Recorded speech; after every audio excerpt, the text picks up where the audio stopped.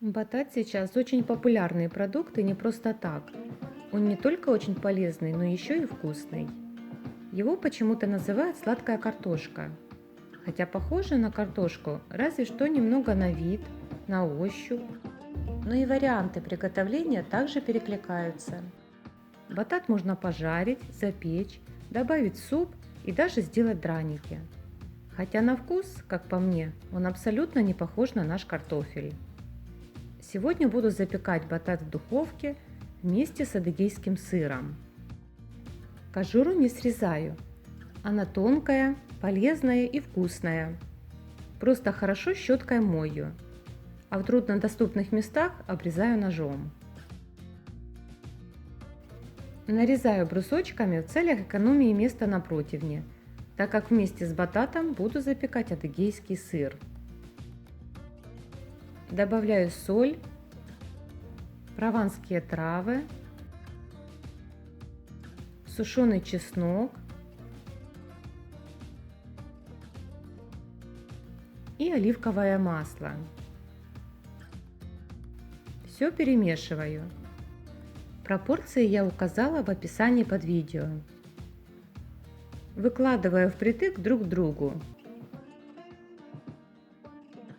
Адыгейский сыр режу на пласты толщиной около 1-2 см. Выкладываю рядом с бататом.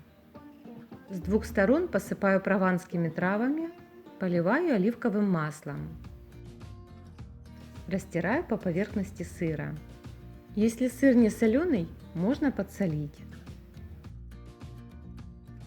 Выпекаю при 200 градусах до легкого зарумянивания сыра 5-7 минут, после чего сыр переворачиваю, немного подрумяниваю и вынимаю. Сильно пересушивать его не нужно, он будет менее вкусный. Батат переворачиваю так, чтобы кожица тоже подрумянилась. В зажаренном виде она очень вкусная. Если батат хорошо подрумянился, но не пропекся, уменьшаю температуру до 180 градусов и допекаю. Готовится он быстрее обычного картофеля, где-то 35-40 минут. Подавать нужно сразу же, так как после остывания батат становится мягче и не такой вкусный. Сыр также очень вкусный, пока горячий. На вкус батат сладковат, но приятный, и он отлично сочетается с запеченным адыгейским сыром. Также хочу отметить, что есть разные сорта батата. Отличаются они цветом и вкусом. Чем насыщеннее цвет, тем слаще овощ. Я готовила самого светлого.